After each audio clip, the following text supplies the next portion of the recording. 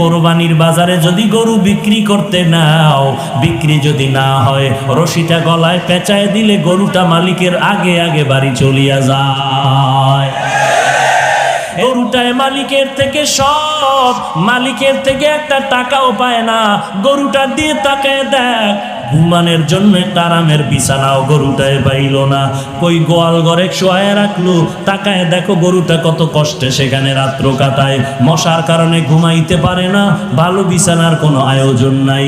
এরপরও গাভীটা সারাটা রাত সজাগ থাকে, বাচ্চারে দুধ দিতে পারে না। নিজের ভিটামিন যুক্ত সব দুধ তার মালিকের দিয়া দিল, কোনোদিন প্রতিবাদ করলো না, ও মালিক আমার বাচ্চারে দুধ না দিয়া সব দুধ তুমি নিয়ে গেলা, তোমার কাজ করব না। এই বলিয়া গরুটা কোনোদিন মালিকের সাথে বেয়াদবি করে নাই। কোরবানির বাজারে যদি গরু বিক্রি করতে নাও, বিক্রি যদি না হয়, রশিটা গলায় পেঁচায় দিলে গরুটা মালিকের আগে আগে বাড়ি চলিয়া যায়। এরে বান্দা তাকায় দেখ, একটা কুকুর মালিকের কত পাগল, মালিকের জন্য জীবনটা পর্যন্ত কুকুর দিয়া দেয়, বহু প্রমাণ আছে। এরপর মালিক একটা টাকাও দেয় না, 3 বেলা খানাও দেয় না, মালিক খালি গালি দেয়, কুকুরের ধমক দেয়। এত ধমক খাওয়ার পরেও কুকুর মালিকেরে ভুলে না, মালিকেরে ভুলে না, বেয়াদবি করে না। আর তোর মতো মানুষটারে আমি আল্লাহ মায়ের গর্ভে না পাক পানি দিয়া বানাইয়া, ওই মায়ের গর্ভে প্যাকেটের উপরে প্যাকেট, প্যাকেটের উপরে প্যাকেট, প্যাকেটের উপরে প্যাকেট, এক বিন্দু ছিদ্র নাই, বাহিরের অক্সিজেন ঢোকার কোনো কায়দা নাই। তোর এখন নাকার মুখে যদি কষ্টেপ দিয়া আধা মিনিট রাখা হয়, তুই আর বাঁচতে পারবি না নিঃশ্বাস না নিতে পারলে। অথচ মায়ের গর্ভে তাকায় দেখ, বাহিরের একটা সেকেন্ডের অক্সিজেন ঢুকে না, 7-8 মাস পর্যন্ত বিনা বাতাসে কে বাঁচায় রাখতেছে। ওই আল্লাহ তোরে এত নেয়ামত দিয়া মায়ের গর্ভে রাখলে, দুনিয়াতে আসার পরে তুই খানা খাইতে পারবি না, দুনিয়ার তৈরি করা তুই নাস্তাও খেতে পারবি না।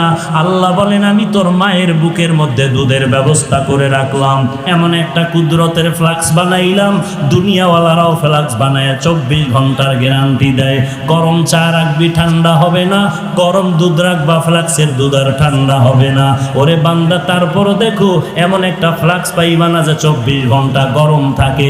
যদিও চ্যালেঞ্জ দেয় 24 ঘন্টা গরম থাকে না। আল্লাহ কয় আমি কেমন রহমান, একটু বান্দা, একটু চিন্তা কর, আমি আল্লাহর পরিচয়টা নাও। আমি আল্লাহ কেমন গফফার, আমি আল্লাহ কেমন রহমান। এমন একটা ফ্লাক্স আমি বানাইলাম, তোর আরামের জন্য দুধের ব্যবস্থা করে রাখলাম। মায়ের বুকের মধ্যে এমন এক কুদরতের ফ্লাক্স আমি বানায় রাখলাম, ওই দুধটা তুই 2 বছর পর্যন্ত পান করবি। যেইভাবে আমি আল্লাহ তৈরি করে দিলাম ওইভাবে থাকবে, ঠান্ডাও হবে না, গরম হবে না, পাতলাও হবে না, ঘনও হবে না। 2 বছর পর্যন্ত দুধ পান করবি। ওরে বান্দা ওই ফ্লাক্সের দুধ কখনো নষ্ট হবে না। এরে বান্দা তাকায় দেখ, তুই দাঁড়াইতে পারো না, বসতে পারো না, আমি আল্লাহ তোর কত সুন্দর লালন পালনের ব্যবস্থা করলাম। তোর এখন বাথরুমের দরকার, মাকে বলতে পারো না আমারে বাথরুমে নাও। তোমার এখন খানার দরকার, আম্মা জানকে বলতে পারো না আম্মা আমাকে খানা দাও। কি করতেছো বান্দা? তোর একটা পুঁজি হলো শুধু কান্নার আওয়াজ, কান্নার আওয়াজ, কান্নার আওয়াজ।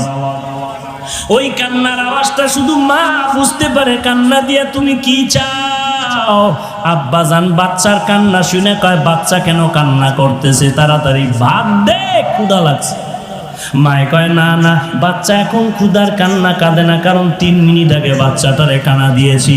বাবায় বলে তো কান্না করে কেন? বলে এখন বাচ্চাটা ঘুমায় যাবে, ঘুমের জন্য বাচ্চাদের একটা কান্না আছে, ওই কান্না কাঁদে। আল্লাহ কয় বান্দা তাকায় দেখ, বাথরুমে যাওয়া লাগবে, তুই বাচ্চা মানুষ বলতে পারো না, শুধু কান্না করো। ওই কান্নার মধ্যে তুই কখন কি চাও আম্মা জান বুঝতে পারে, আর জগতে কেউ বুঝে না।